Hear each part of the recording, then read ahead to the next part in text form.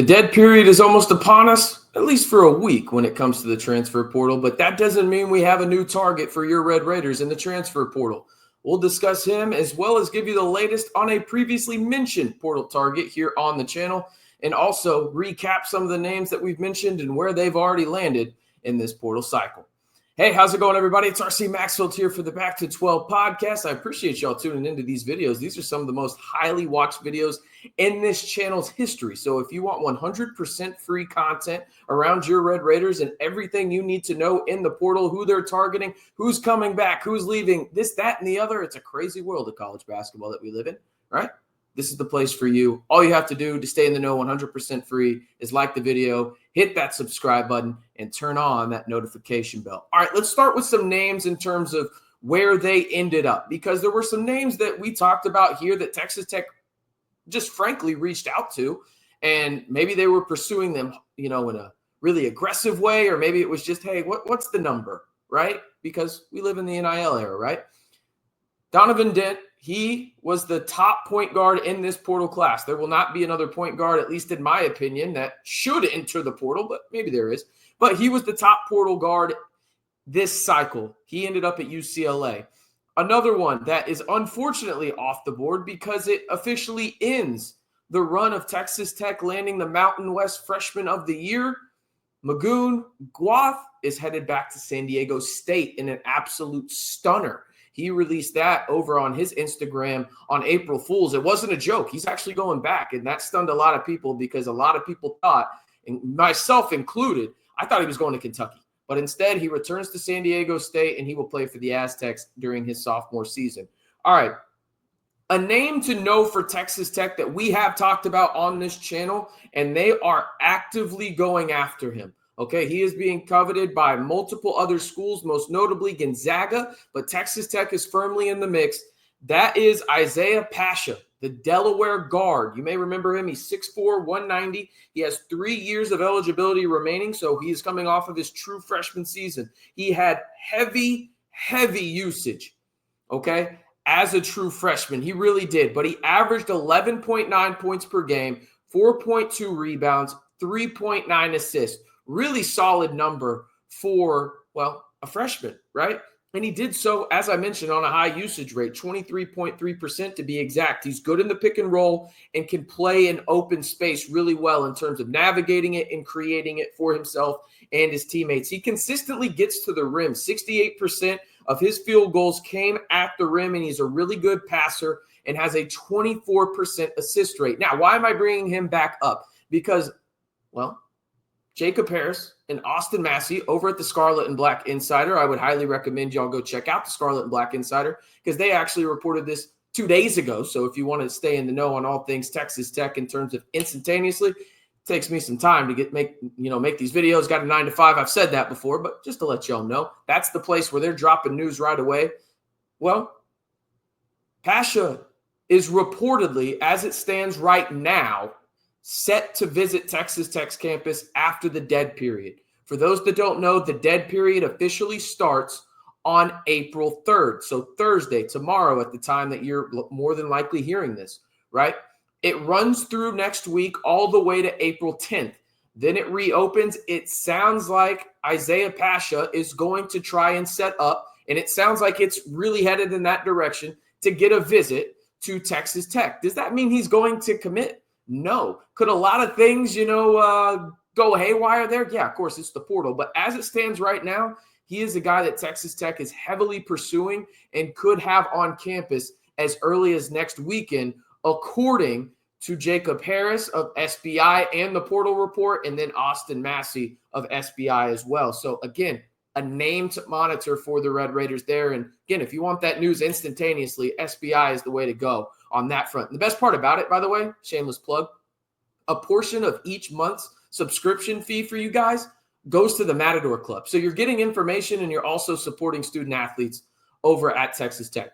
What better way to do it, right? Like, you might as well stay in the know and then know that you're helping Texas Tech thrive in this portal era. All right. The name that is new for Texas Tech, and this one I think may surprise some people because this one came just truthfully, I'm recording this on Wednesday, April 2nd.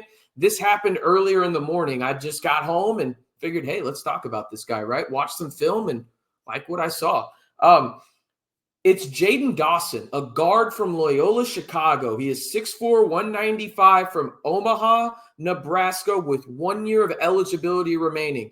You may, if you listen to some of these portal videos here on the channel, realize there is a trend evolving for Texas Tech. They want some guards that can play off the ball, but that are also a little bulky, right? Like you'll see they got some length, they got some bulk to it. Jaden Dawson fits the mold, okay? He averaged basically 14 points per game, 13.9 to be exact, 3.1 rebounds per game, and 2 assists.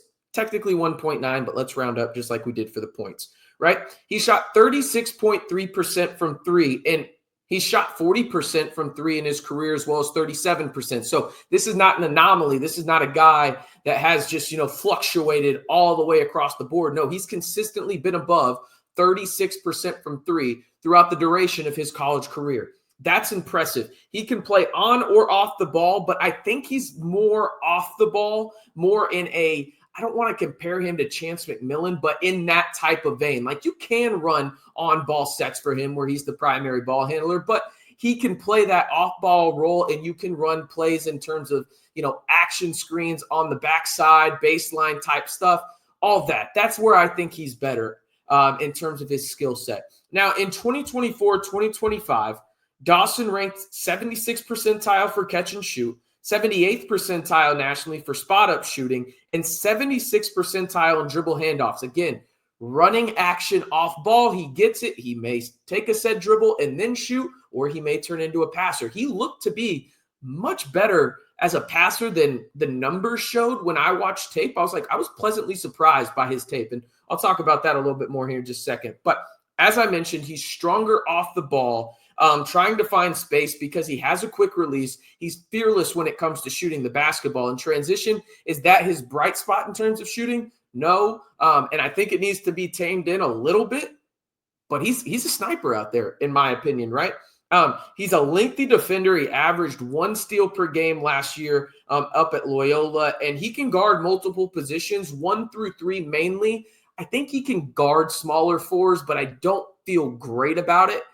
In terms of long-term times, in terms of actually doing it. I think he's more of a 1 through 3 guy, but if you put him on, a guard that's, 6'1", his length and athleticism and his footwork could really create problems out on the perimeter as a defender.